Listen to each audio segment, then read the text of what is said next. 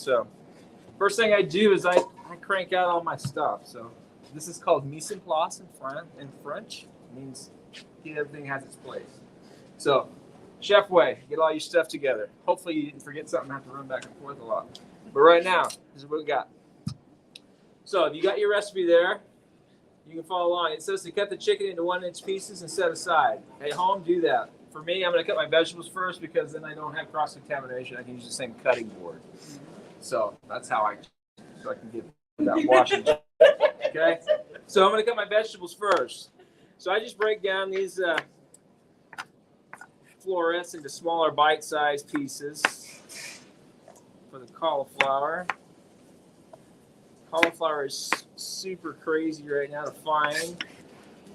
Everything's expensive. You guys probably understand that. But cauliflower, for some reason, is, I don't know if it's a issue with the growers or what's going on, or if everybody's doing cauliflower rice now, so everybody wants it. So, but it's stupid expensive. So we're gonna use a little bit of that. The zucchini.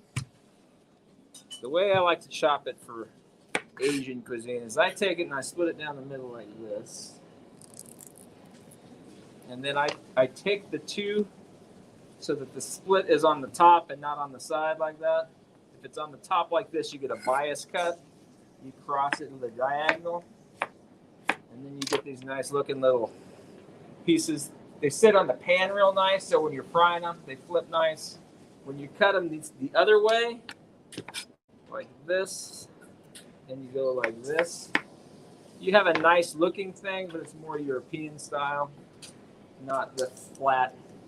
This thing will stay crisp and it'll keep the nutrients going in it.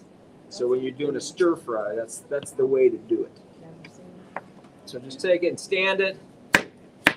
Take it on the bias, is what we call it.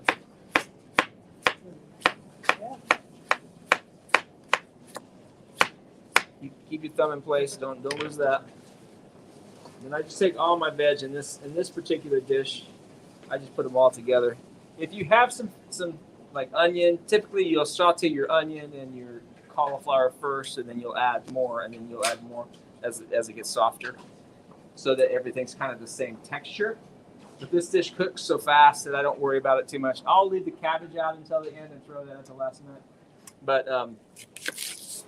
for this dish, I just like to put everything together and make it quick. So the onion's similar. I'll cut it. We're not going to use this whole onion. I'm going to use a half of it. But I'll take it and I'll do thirds, like so, for an onion this size. And then I'll also do that one on the bias.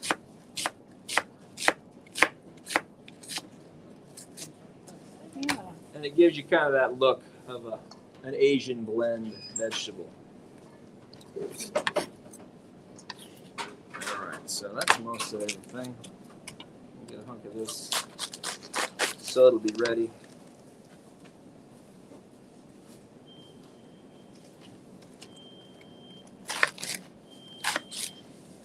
Same with that.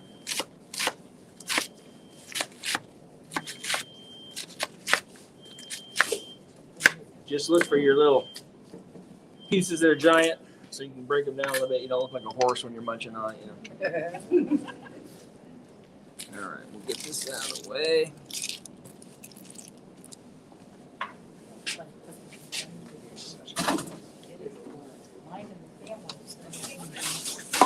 Okay. So now we'll get the chicken. I just got 4 pieces here. So I'm taking your recipe 4 times is what I'm doing. So we have some to share. So 1-inch dice. This is just your simple boneless, skinless breast chicken. It's convenient. It's easy. I hate it, personally. I hate it with a passion. But this is what you can get a hold of. And typically people like to keep the fat out and that sort of thing. I like chicken with a bone in it. Usually my chicken, I go out in the yard and I grab it, pop its head. That's the chicken I eat at home. But here, we're just going to make it so it's a little easier for you to get a hold of. Not so easy that it's already made in the freezer section of the supermarket, but easy enough so you can make this in 15 minutes. 1-inch cut cube. You could get fancy and do the weird little slices if you want, but it works here for this.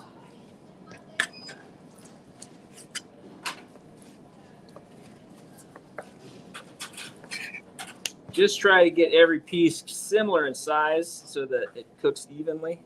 That's mostly the reason you want everything kind of similar size. That way you don't have something that breaks your tooth and something that's not done yet. All right.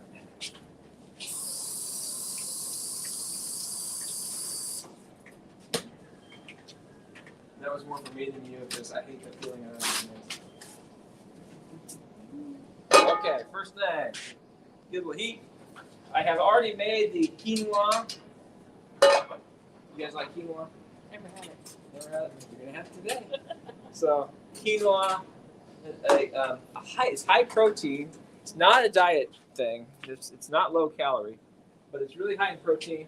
It's got some starch, some carbs, but it's a nutritious South American plant that it's kind of like a grass, kind of bushy looking grass, but really tiny little seeds, but very good protein source, and tasty with this kind of stuff. It goes well.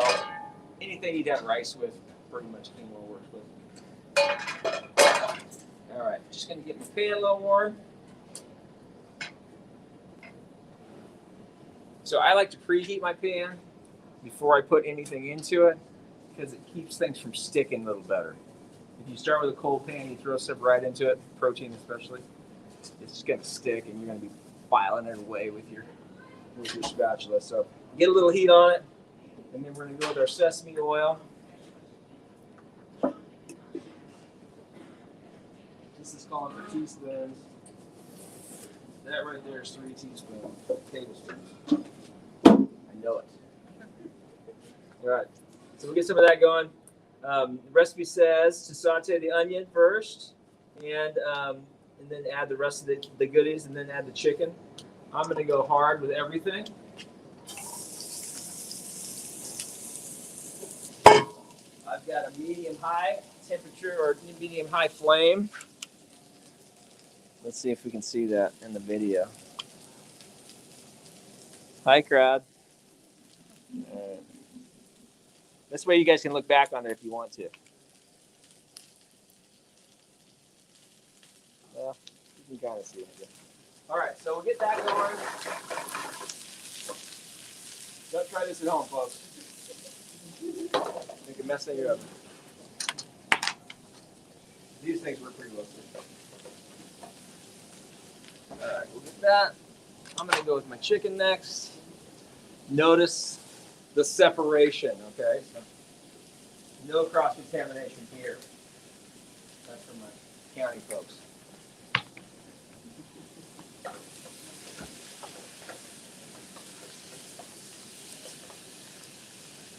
Usually at home, it's not that big a deal because you're going to cook it all right away anyway.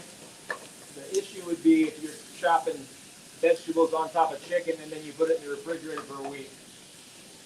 Then you might have issues. But if you're going to make everything right now and eat it right now, then it takes a little while for that bacteria to grow. All right, we just toss that around a bit.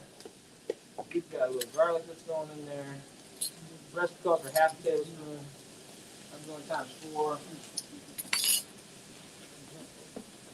So I like to grate a ginger, the fresh stuff. Grate it with a microplane or the little pokey part of your box grater. Today we're just going to use a little bit of this powder. Sometimes if you're cooking something fast, the powdered stuff flavor gets into it a lot quicker. So if you're looking to just boost flavor quickly, and you know you're not going to be cooking it for a long time, sometimes these kind of things that are dry are better. What about using like ginger paste? What's the buy in the tubes? The ginger paste, yeah, I like using that. That's a good product. That will get also into your product a little quicker than the fresh. Typically, if you're using fresh stuff, spice-wise, herbs and that sort of thing, you want to either smash them up, beat them up a little bit before you put them into something to kind of release the oils and stuff, or you want to cook them for a while.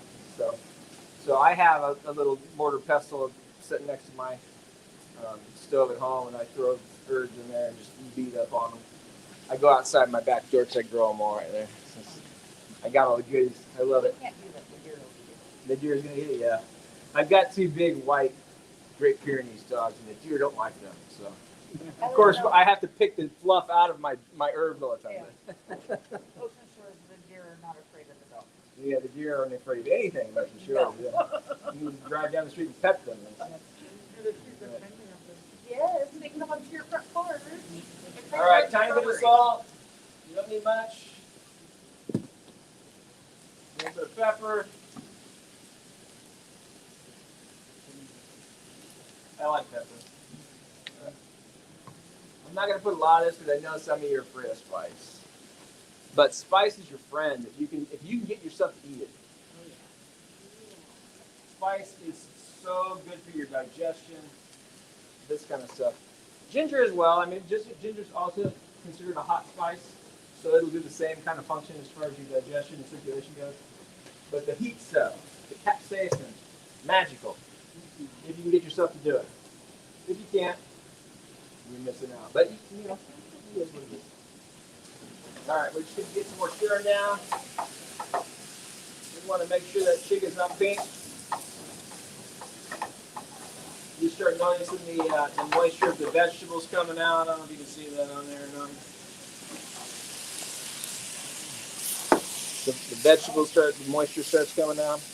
Now you notice I used a red onion instead of a white onion in this recipe.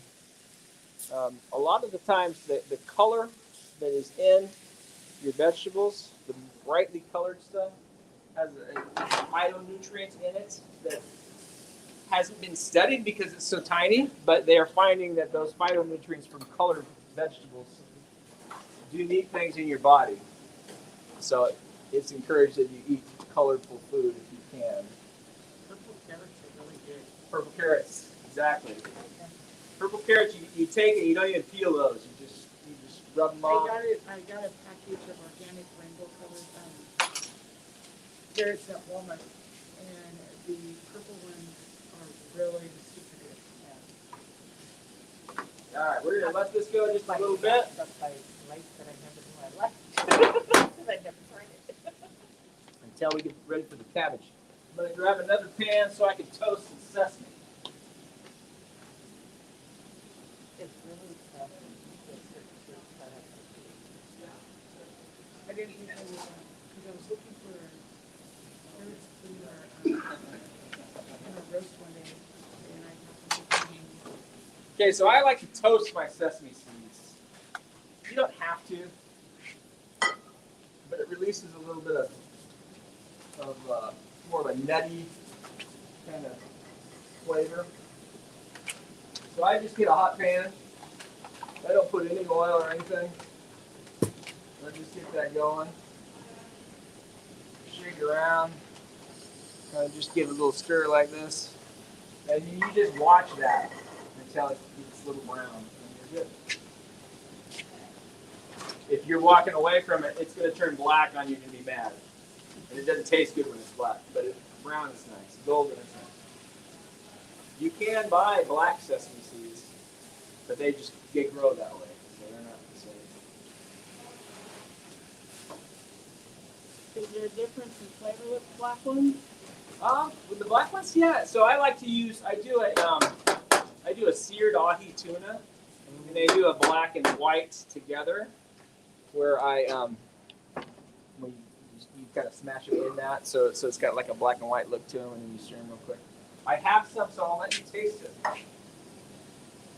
See how that's starting to get a little brown to it? Close, so I'm not going to walk away and get the black seeds right now. I'm going to wait. We're just going to stir this up a little bit more. You see how the chicken is starting to match the cauliflower now? Getting a little white. I'm showing everybody. Look, everybody. See?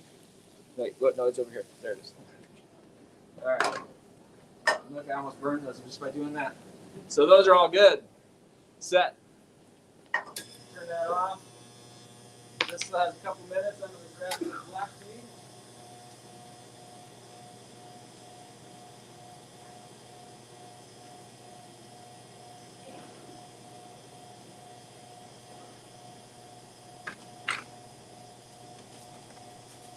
because it's fun to taste stuff.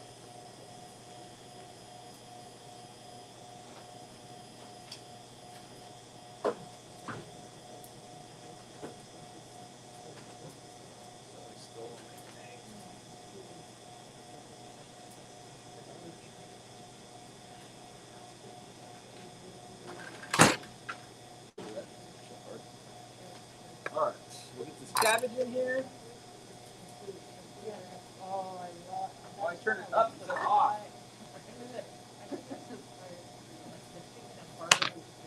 So like I said, when you walk away, Oh, no. I turned it the wrong way. All right, so do over.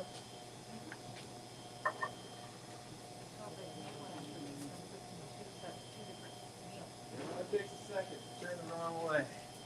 What I did is I turned this one off. But I cook for the rest of the family, and so I gotta type everything. Actually, I love that because there's only two of us. They can make that turkey chili.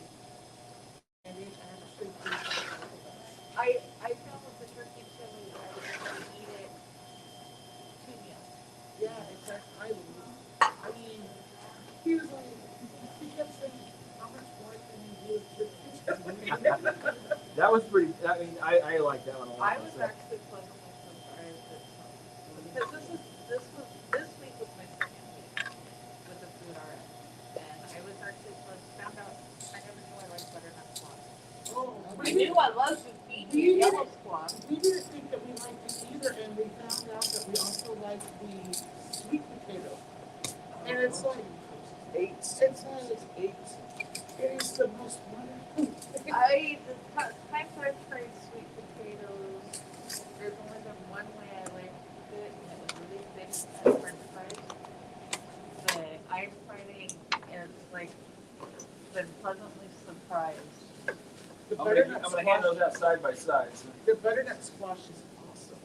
just gonna stir this guy up a little bit, get that How cabbage did you just cook slightly yours moved. in the oven, or did you cook Well, yours? I've only had it in the chicken and barley soup. That's the only way I've had it so far. I haven't.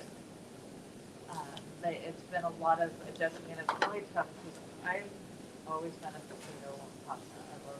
We'd have French fries, tater Yeah. tots. Last night, for example, I made I did pork tenderloin for me, but the rest of them had a different cut, or a pork tenderloin roast I cut up, but cooked different. And they had pasta. And I cooked them right because I still have not perfected cooking brown rice. The only rice Brown that rice can be tricky. Yeah. the only rice that I know how to cook it and to get it They don't Done make right steamers is- that small. is the jasmine rice. That one I can do really well, Yeah, but brown rice, I'm learning, I'm I getting can't better. even get white rice or that But- done right.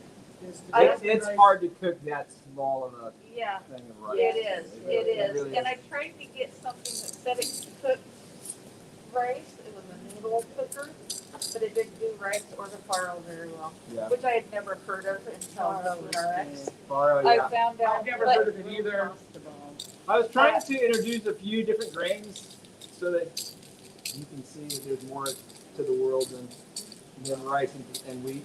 Yeah, I've only found a couple of things that I could do. Yeah. And the cod has been wonderful. And that's when my mother, we bought some too, and what I did is in Ziploc bags, I froze one fillet. And then my mother-in-law and niece were willing to do the cod with me, my husband won't. But I cooked for 4.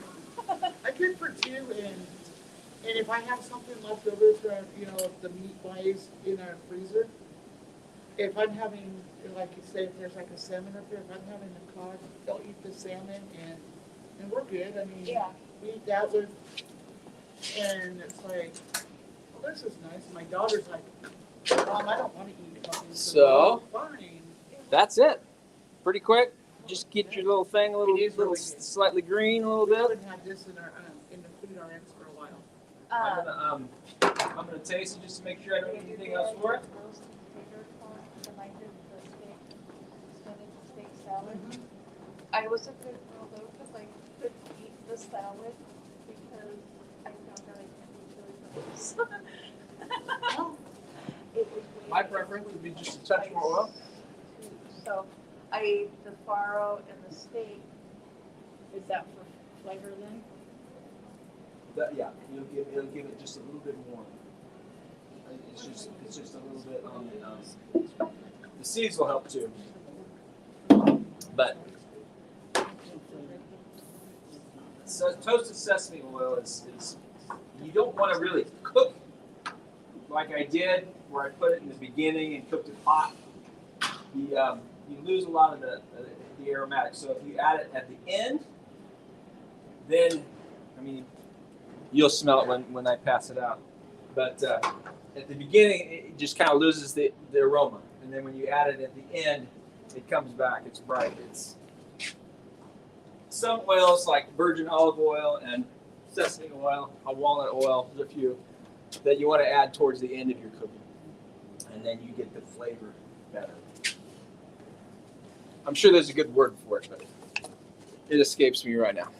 Okay, so if you want to taste the difference between these, there's these. I'm gonna dish it up like I would dish it up to my family. So we're gonna have rice bowl style. So we get a little quinoa.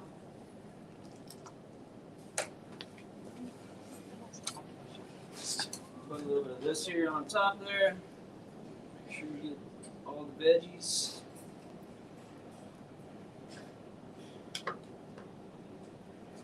And then just a little sprinkle of this guy. Do like the guy, you know. And then, all right. So come up and grab one of those, and then you can taste the difference between the different sesames. It's just something to do. you gonna have some? Yes. You wanna try the seeds too? I do, yeah. You're welcome.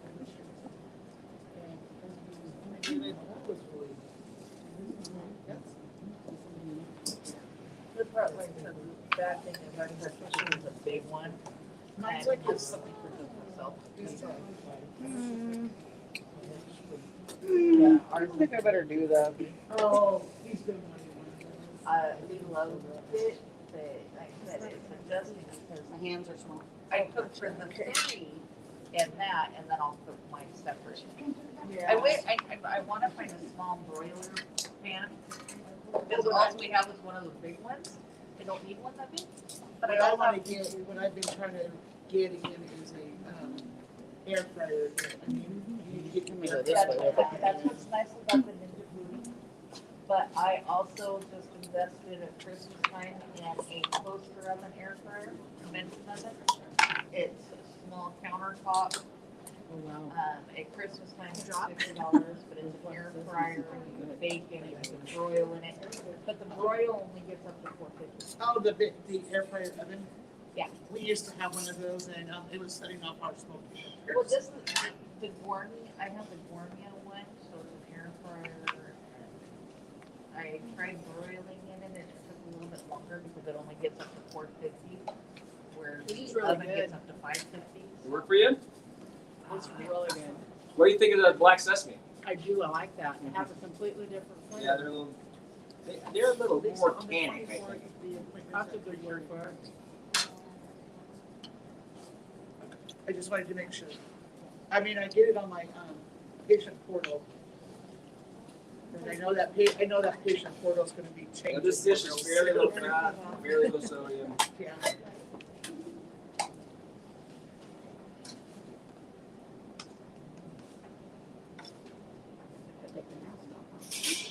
Yep. The one time that we pick up. Yeah, you notice that I brought a cup of water out here so that I can take my mask off and talk to you guys. And then I passed the test because I have food. How many more we got? This one over there? Just one more.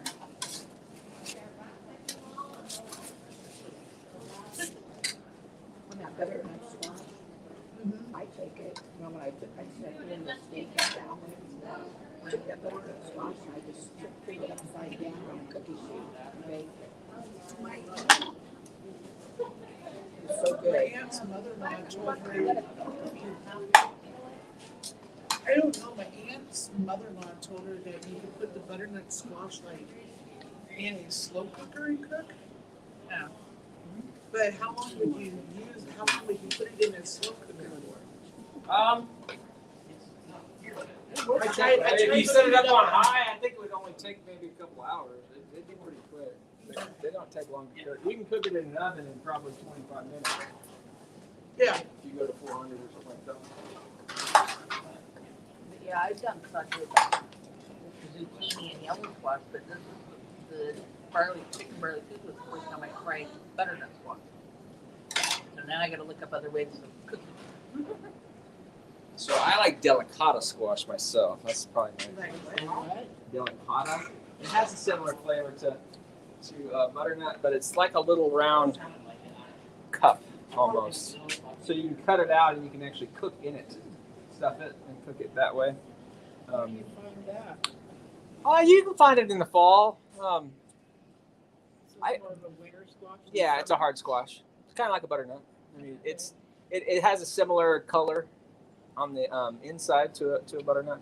The outside kind of looks stripy, Oh, and they look like just a little handful. I'm actually looking kind for of like an acorn. for A little bit like that, except probably a third of the size. There's like an individual. So I like to make a soup, and I cut it out, and I cook the whole thing, and then you eat the whole thing together. Actually looking pretty forward to good. it because IGA and Ocean Shores is having a produce sale this weekend, Yeah. fill bag sale, Oh, nice. and they got like broccoli and salad mixes and a lot of stuff. Squash, there's a couple squashes on there and everything too. So for like $25 you fill a bag. Oh, nice. That's a good deal. Yeah. Right this time, right now. I mean, I'm still pulling stuff out of my garden at home, but you can only eat so many carrots. Anyhow. Well, that's all I've got. If you got any questions, I can try to answer them. Otherwise, enjoy the sesame chicken. And I think this will be in the bag this week, so that's the plan. I'm doing a turkey burger this week. We're going to try that out. So, turkey patty with a whole wheat bun. And I'll teach you how to make a potato plank with this recipe. A potato plank. So it's like making fries. Instead of fries, you're baking them, and you're slicing them like you'll take a potato, you'll slice it in 1/4 inch, like whole, long ways, and then toss it in some olive oil and some spices, and then you bake that. So it's a healthy version of a French fry. So, and they get crisp. It's a bummer to have to give up on all the good tasty things that you're used to eating. So we try to make a few things that are fresh and appetizing. I mean, they don't have all the things in them, the chemicals in them that make you desire them as much, but That's the point. yeah. But Which I want to bring up. Your little salt packets mhm. are not salt. They're also sugar.